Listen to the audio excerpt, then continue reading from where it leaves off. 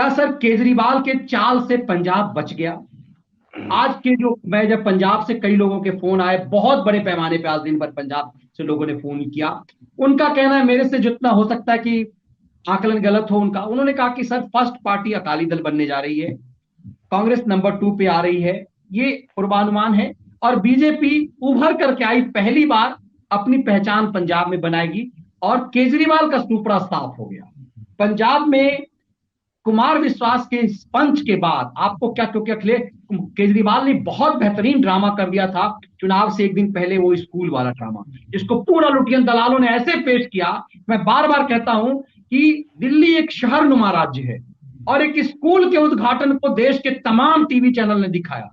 अगर केजरीवाल एएनआई को बाइट देता है तो पूरे टीवी चैनल दिखता है।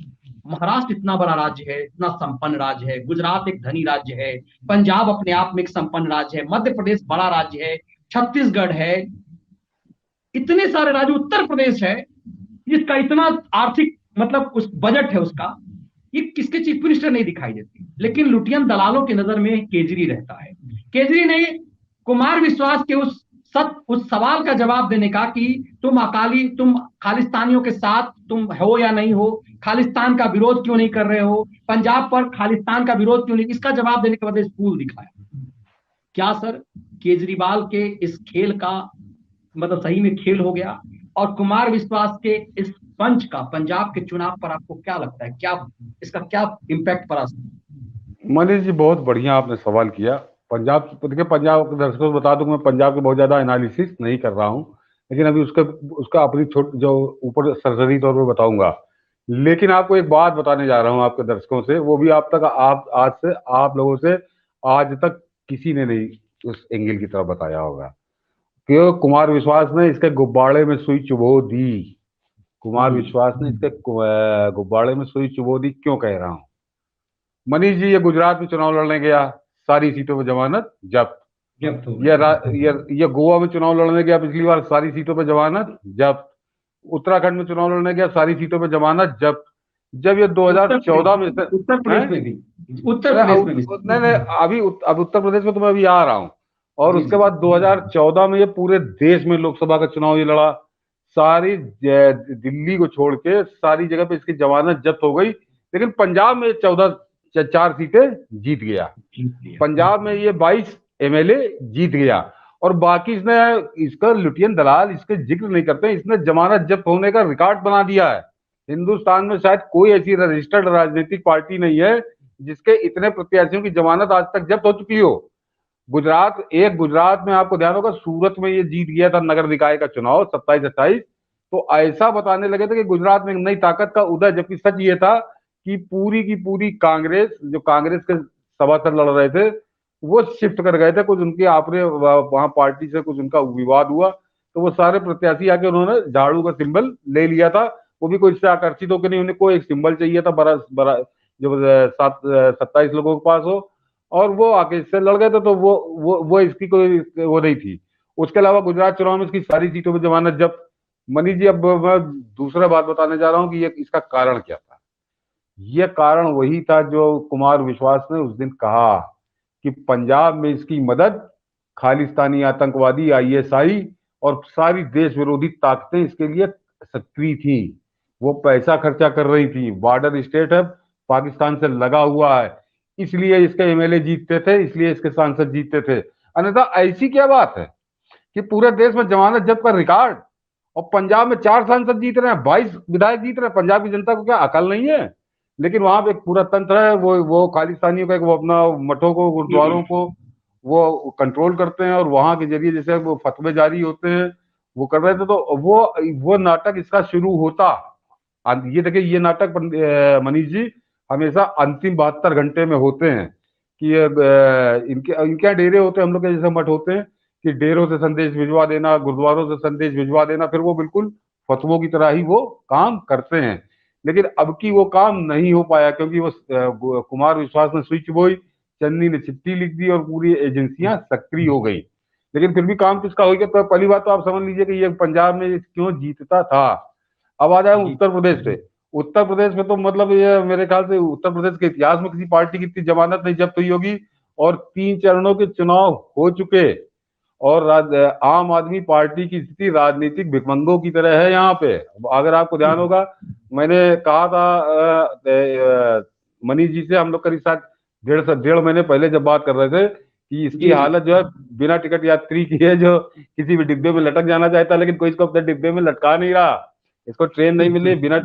तो आज 3 चरणों के चुनाव के बाद आप लोगों ने कहीं किसी सीट पे आपने आम आदमी पार्टी की कोई चर्चा सुनी? मतलब मनीष जी, हमारे यहाँ लखनऊ में सारी सीटों पे इसने प्रत्याशी खड़े किए हैं और इस बात पर शर्त लग रही है कि 5,000 से ज्यादा वोट नहीं मिलेगा। मतलब ये कहा जा रहा है कि 5,000 जो पा जाएगा वो बहुत उसका सम्मान होगा कि 5,000 वोट वो पा गया। तो ये इसकी हैसियत है। ये केवल लुटियन दलालों का, कि जिनको बाहर से पैसा मिलता है वो इसको प्रॉप अप कर रहे हैं, इसको बढ़ा रहे हैं।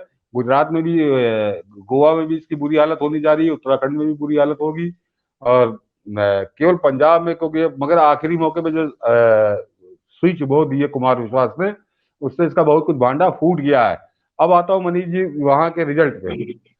तो वो फर्स्ट सेकंड मैं नहीं कह सकता कि अकाली दल पहले नंबर पर रहेगा या कांग्रेस पहले रहेगी, दोनों में से कोई भी हो सकता है, वो थोड़ा सा अंतर होगा। लेकिन तीसरी ताकत जो कैप्टन और भाजपा की है, वो जो ये लुटियन दलाल अपने सर्वे में 2 सीट 3 सीट 2 सीट 3 सीट दे रहे थे, इनके यूट्यूब जाके देखिए आप, ये जी जी सब जी। तीन तीन से ज्यादा सीट कोई नहीं दे रहा था। वो निश्चित तौर पर 15, मतलब 15 या उससे ज्यादा सीटें लेके एक बड़ी ताकत बनने जा रही है। और ये तय है, ये लुटियन दलालों ने पूरी कोशिश कर ली कि बिल्कुल किसी तरह से आम आदमी पार्टी को स्थापित कर दे, ये नहीं कर सका। और 15 प्लस सीटें होंगी भाजपा और कैप्टन साहब के गठबंधन की। अकाली दल ठीक ठाक उसमें आएगा। और इसके जो खैराती हैं आम आदमी पार्टी के, ये भेड़ की तरह भागेंगे, भेड़ की तरह। ये सरकार में शामिल होने के लिए ये संभाल नहीं पाएगा, क्योंकि इसका वहां कोई कंट्रोल नहीं है। यहाँ वहां पे सारा कंट्रोल उन देश विरोधी ताकतों, उन्हीं खालिस्तानियों का है, जो वो, क्योंकि अब वो इस समय बिल्कुल सीन के बाहर है। उस पर हम लोग चर्चा करेंगे, मैं अभी जानबूझ के कर नहीं रहा हूँ, लेकिन हम लोग बड़ी रोचक चर्चा करेंगे कि कनाडा में जिस तरह से जस्टिन ट्रूडो को नाक से पानी पी रहे हैं, तो आज मैं इतना इशारा कर दूं कि ये नया भारत है। ये जवाब नहीं देता, ये मुंह तोड़ जवाब देता है, मुंह तोड़ देता है। समझ रहे हैं आप? तो अभी ये बस इससे आगे अभी कुछ कहूंगा नहीं इस पे, क्योंकि ये मामला कुछ दूसरा टाइप का है, इस पर हम लोग बाद में चर्चा करेंगे। तो ठीक है इसलिए सर। इसलिए इसकी कमर टूट चुकी है। और वो वो थोड़ा बहुत जो पा जाएगा, तो उसमें ये तो पक्का है कि इसकी सरकार वहां नहीं बनने जा रही। इसकी सरकार नहीं बनने जा रही, और वहां गठबंधन सरकार बनेगी, और जो बची कुची कमी होगी इसके भाग के चले जाएंगे जैसे वहां। मैं उम्मीद ये कर रहा था सर कि कांग्रेस के साथ हम बस मेल जोल करके, जैसे दिल्ली में कांग्रेस के विरोध में आंदोलन किया, कांग्रेस के विरोध में पार्टी बनाई और कांग्रेस के साथ ही मिलकर सरकार बनाई। ये अजीब किस्म का ड्रामेबाज है सर। मगर फिर भी एक लाइन सर, कि ये हर फटी में पांव डालता है। मुझे अब तक की समझ में नहीं आ रहा है। हर फटी में पांव डालता है, सब पे आरोप लगाता है, झूठी कहानी करता है, फलाना लड़का ऐसा कह रहा था जी, जी मैं स्विच आतंकवादी हूं। अब आतंकवादी भी स्विच होते हैं, कड़वे और मीठे होते हैं, ये आदमी अजीब कहानी का। लेकिन कुमार ने इससे एक सवाल किया कि तुम ये बताओ कि खालिस्तानी आतंकी का एक बार विरोध करके दिखा, खालिस्तान मुर्दाबाद एक बार कर दो। ये क्यों नहीं कर पाया सर? नहीं कर सकता मनीष जी, ये उन्हीं का खिलौना ही है। ये खालिस्तान, ये देश विरोधी ताकतों का मेन आईएसआई का ही खिलौना है ये। उन्होंने इसको, देखिए मनीष जी, कुमार विश्वास भी कोई बहुत दूध का धुला आदमी नहीं। नहीं है। समझे? जितना धूर्त ये है, उतना ही उससे कुछ ज्यादा धूर्त वो है। लेकिन ये दोनों बिल्कुल धूर्तों की क्योंकि लड़ाई हो गई, तो अब एक दूसरे की पोल खोल रहे खोल हैं, रहे अब एक हैं। दूसरे। और अभी आप देखिए ना, इसीलिए थोड़ी संयम बरत रहे हैं ये। क्या कुमार विश्वास कह रहा है कि अभी मैं बोल नहीं रहा हूं? अरे अब क्यों नहीं बोल रहे हो? क्यों नहीं बोल रहे हो? क्यों नहीं क्योंकि बोलते? क्योंकि कुमार विश्वास को डर लग रहा है कि अगर हमने इसको पूरी तरह नंगा कर दिया, तो फिर ये हाँ हमको भी पूरी तरह नंगा कर देगा, क्योंकि बहुत कुछ हाँ इनका भी होगा, बहुत हाँ कुछ हाँ। इनका भी होगा। तो वो है। लेकिन अब एक एक काम जो हो गया है मनीष जी, अब आधिकारिक तौर पे, अभी वैसे होता तो बड़ा हल्ला मचाता कि चन्नी ने जो जाते जाते चिट्ठी लिख दी इसकी जांच करने की, और उसमें बिजली की गति से अमित शाह जी ने आगे वो जांच के आदेश दे दिए। दे दिए। तो अब जांच तो बहुत तगड़ी होगी, उसके 2 महीने 4 महीने 6 महीने लग सकते हैं। लेकिन इसकी, क्योंकि अब आधिकारिक तौर पे जांच होगी, क्योंकि एक मुख्यमंत्री के अनुरोध पे वो जांच हो रही है, किसी राजनीतिक आरोप पे नहीं हो रही है। तो फिलहाल इसके बहुत अच्छे दिन नहीं आने मतलब आप वाले। कहना चाह रहे हैं कि ये ड्रामा नहीं कर पाएगा कि एक मुख्यमंत्री हूं मैं, मुझे गृह मंत्री हाँ तंग कर रहे हैं जी, मुझे हाँ मोदी तंग कर हाँ रहे हैं जी, क्योंकि हाँ, मोदी नहीं और नहीं, कांग्रेस दोनों, ये आप कहना चाह रहे हैं बेसिकली। हाँ ये हाँ जो बिल्कुल बिल्कुल, हाँ बिल्कुल। अब तो आधिकारिक तौर पे है कि चन्नी ने कहा मुख्यमंत्री का वो है और तुम्हारी जांच हो रही, क्या परेशान हो। तो वो जांच बड़े दूसरे टाइप से होगी, वो दूसरे टाइप से जो अभी तक इसकी नहीं हुई, क्योंकि कोई बहाना ऐसा मिल नहीं रहा था। अब वो अवसर आया है और 6 महीने के अंदर बड़े चौंकाने वाले तथ्य हम लोगों के सामने आएंगे, बहुत चौंक। और पंजाब के संदर्भ में इतना जरूर कह दे रहा हूँ, 19 सितंबर को हमारी और मनीष जी की बातचीत है, उसको हम लोग मैं सेव करके रखे हूँ कि पंजाब के नतीजे चौंकाने वाले होंगे, और जो हम लोग 19 तारीख को प्रेडिक्ट कर रहे थे वही होंगे, वही होंगे। चलिए सर, बहुत रोचक रही सर। पंजाब पे चूंकि लोग डिमांड कर रहे थे तो इसलिए हमने कहा कि पंजाब पे भी आपका विश्लेषण लिया जाए, और करहल पे आपने बेहद रोचक दी। और लगातार जो हम और आप चर्चा कर रहे थे, मैं फिर कह रहा हूं कि अहमदाबाद ब्लास्ट इसे छोड़ना नहीं है सर।